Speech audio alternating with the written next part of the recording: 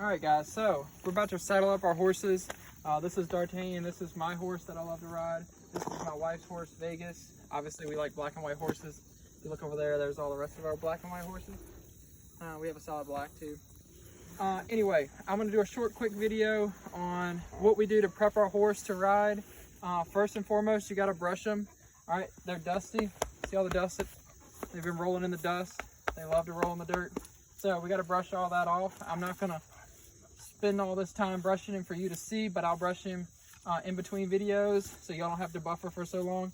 But you got to brush all that dirt off so when we put the saddle on, it won't be any grit and dirt between the saddle and your horse. Also, you got to pick their feet. So you will want your horse to pick up his foot. Use a hoof pick here, and you're going to pick out all the grimy stuff in his feet. So when he goes to walking today, he won't have anything up under his feet. All right. So you're just gonna pick that, brush it all clean, make sure there's no rocks or debris in it. Doesn't have to look perfect, but it just needs to be cleaned out. So that's what you do to each foot. You're gonna brush him all over. And then also we're gonna put some fly spray on him to help keep the flies away. Just regular old fly spray. I'm not gonna spray it on him yet because he's not been brushed out. We'll put fly spray on everybody and then they'll be ready to roll. Right, so we got our horse all brushed out. All right, we got him, all his feet picked.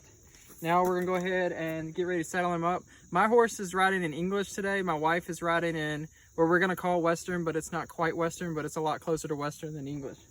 So what we're gonna do, we're gonna put our saddle pad on first. My saddle pad is a 2-part pad, so I have to put this gel on before I put the pad. And you simply find their withers. We talked about their withers and how you measure from the ground to the top of their withers to get their height. But what you're gonna do is I'll put the gel pad right here, right at his withers, all right?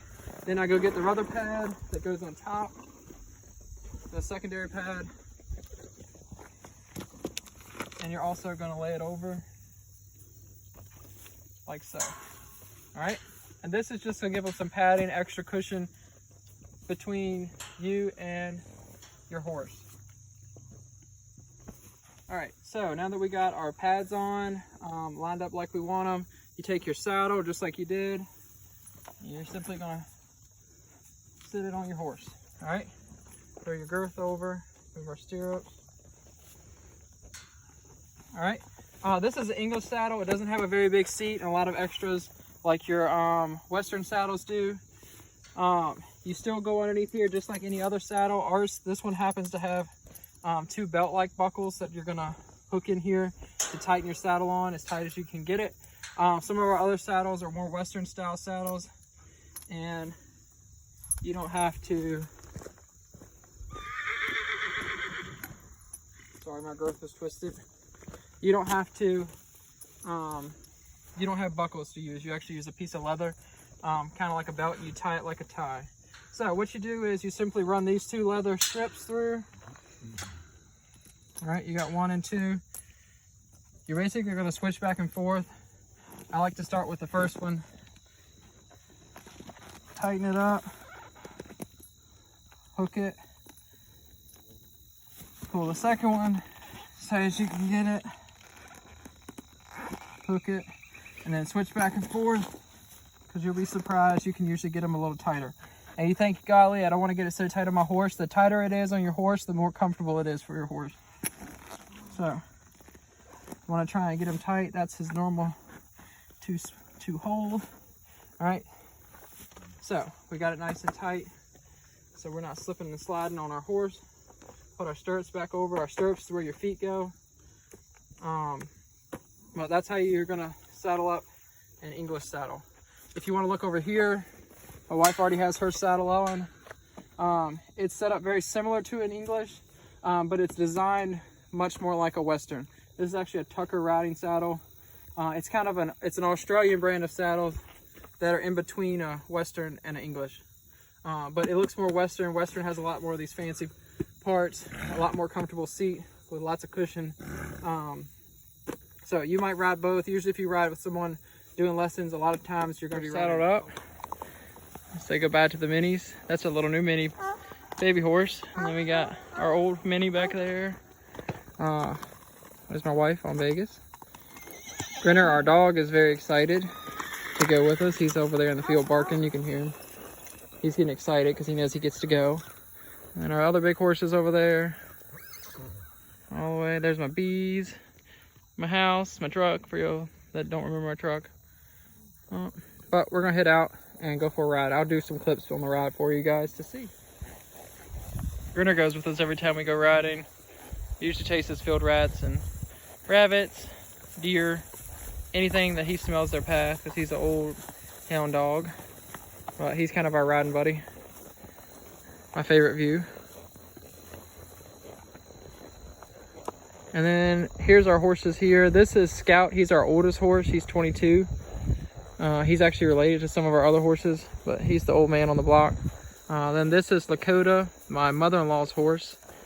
He lives here with us, and she comes down and rides a lot. He's a pretty horse too. And then in the back there is our youngster. That is Maverick. He's only 8 years old, and he's the boss. But anyway, just some of our horses. They're going to probably follow us for a while till they run out of pasture. And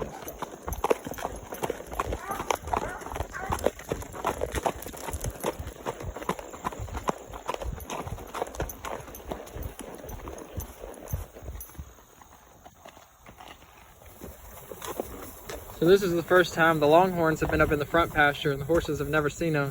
So I'm just going to stop and let D'Artagnan take a look, because he's a little freaked out that they're up here. It's usually not fenced in. It's usually a big green pasture with no cows in it.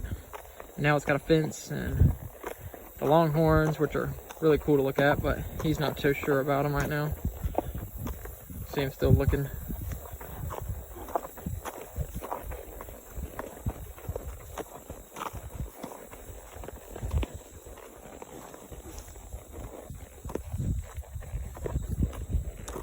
There's the Longhorns.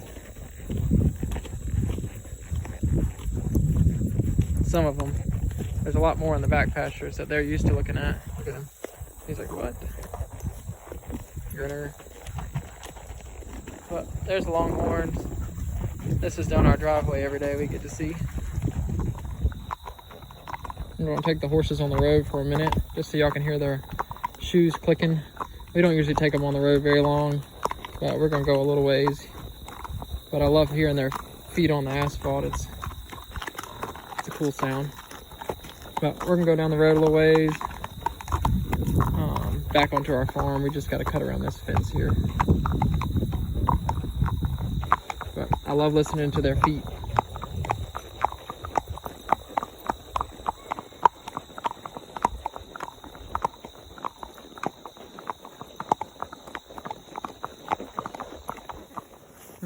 The horses just saw us.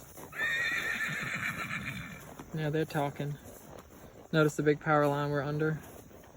This is still on my great-grandfather's farm. And these are my cousin's horses and his wife.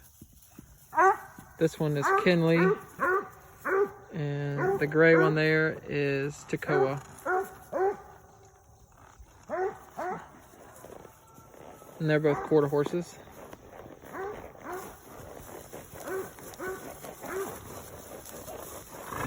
They're probably gonna go walking with us a little ways. They're all excited to see friends. I'm gonna show the kids the tobacco.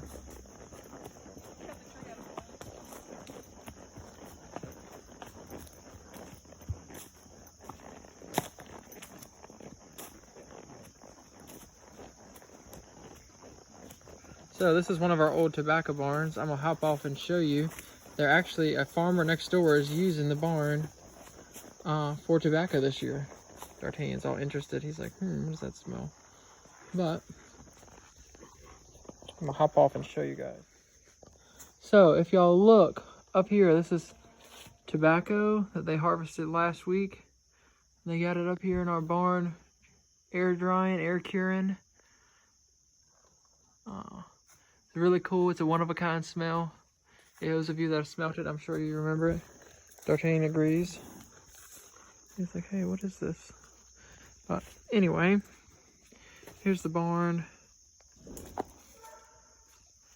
He's got to be nosy and look at everything. But anyway, this is our old tobacco barn. Cool air cured tobacco in here from our neighbor's farm.